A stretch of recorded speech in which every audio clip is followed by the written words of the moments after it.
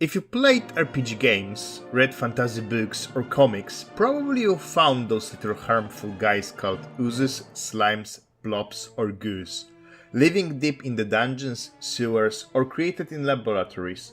They are slimy piles of acid and chemicals that dissolves everything that touch. To destroy them you need to use blunt weapons or maybe elemental magic. But what exactly are those? Where they come from?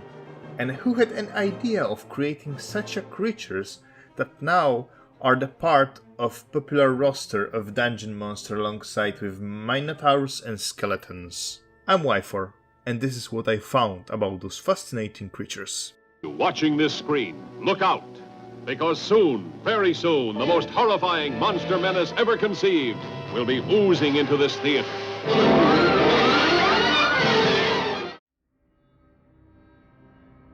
Many years ago, the Isles of Shetlands experienced a strange and frightening phenomenon in which a bizarre blob-like monster continually washed ashore and drove locals insane with its appearance.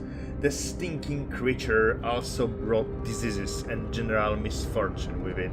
One person said it looked like a large lump of white slop. Another said it looked like a huge jellyfish. Another claimed it was like a slim white cloud. A third said it looked like a bag of wet wool. And fourth said it looked like a harmless, legless, headless human torso.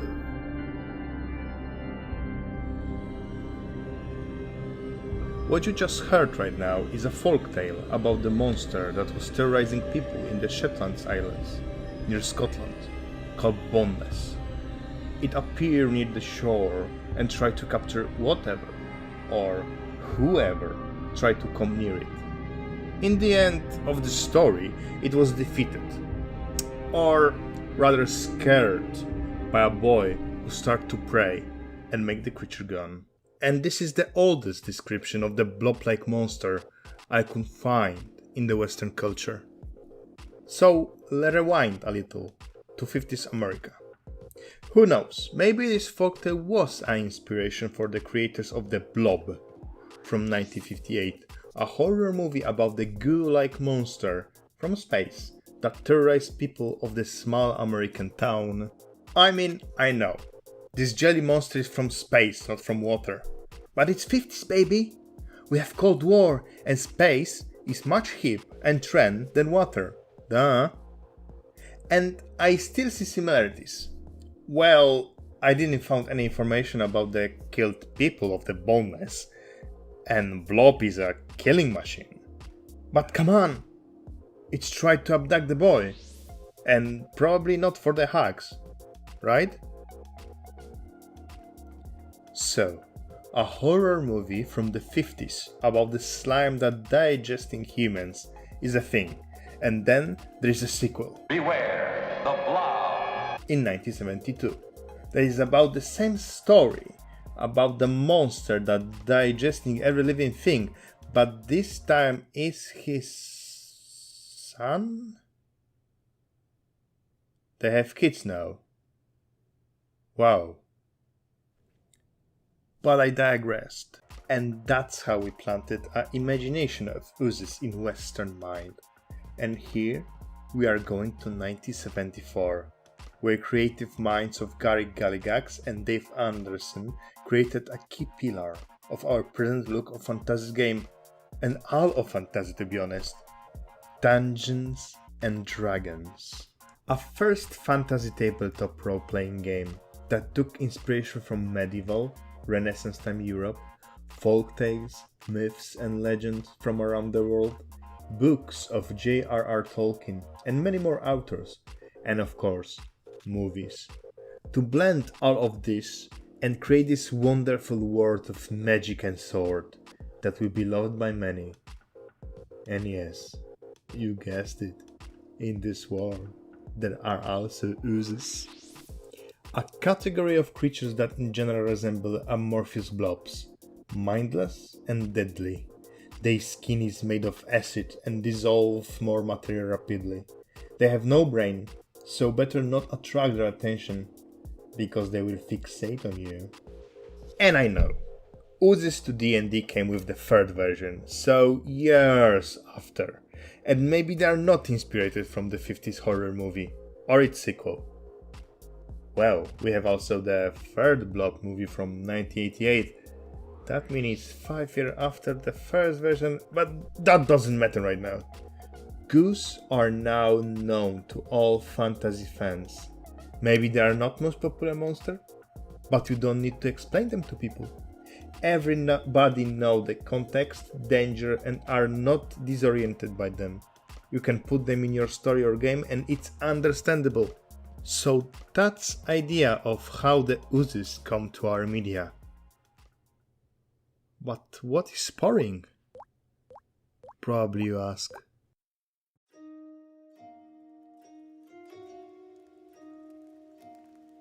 The Nuppeppou appears as a blob of flesh with a hint of the face in the folds of fat.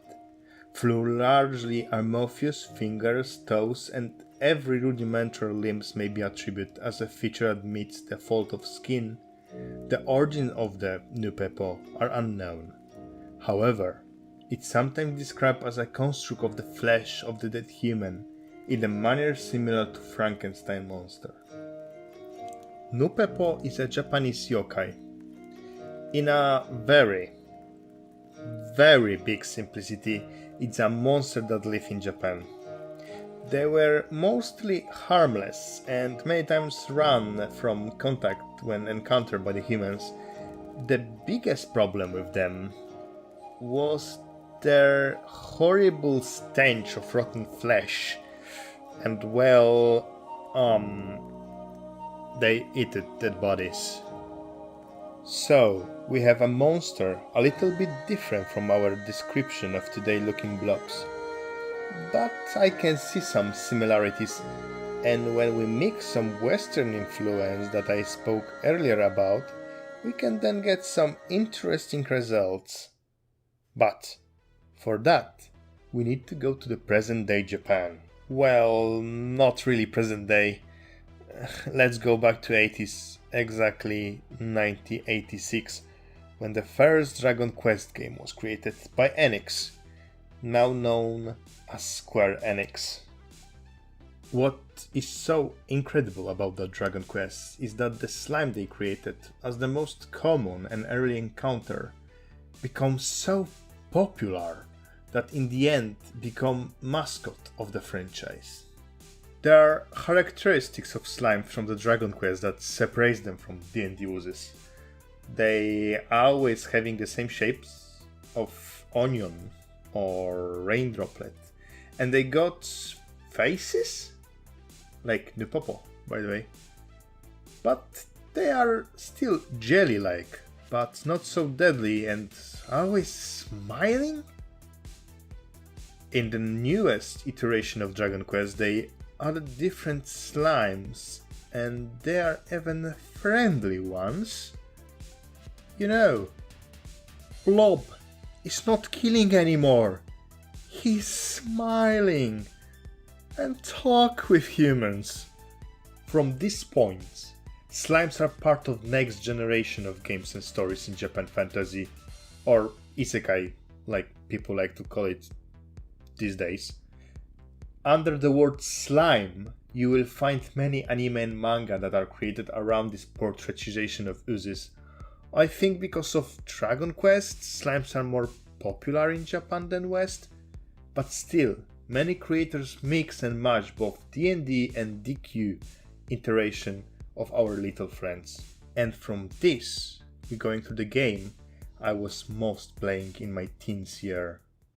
Created from the Odin's sweat when he was building Midgard, they appears differ according to the surface they landed as a sweat. Those are porings, a creature from the game Ragnarok Online. They are first encounters in many people experiencing this MMO from 2002.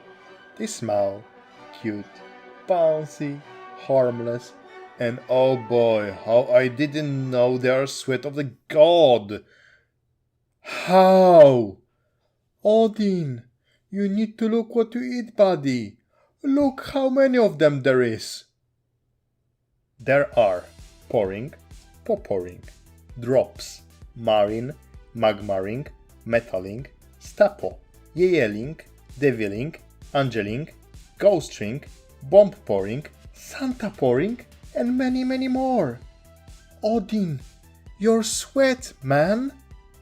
Have Santa hats, my dude! What interests me most is the design. They look nothing like Boneless, Blob or Oozes that we was talking earlier. But on the other hand, they're super similar. Because they are created with the Dragon Quest slime in mind. They are so different, but they come from the same roots. It's bizarre how one monster can differ so much. I'm not sure if creators of Blob from 50s have ever heard story of the Shetlands.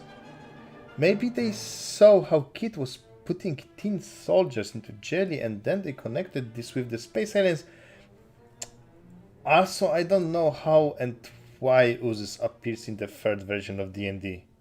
Or what environment story have to tell us Boneless about our polluted ocean, or Nuppeppou about diseases transported from the dead bodies. Maybe all the connections I made are totally not true. But what is true is that slimes, oozes, blobs and goose are now part of our fantasy worlds. And in the end, if you meet a slime or a ooze on your way, you shouldn't poke them. They are mostly passive and harmless if not attacked.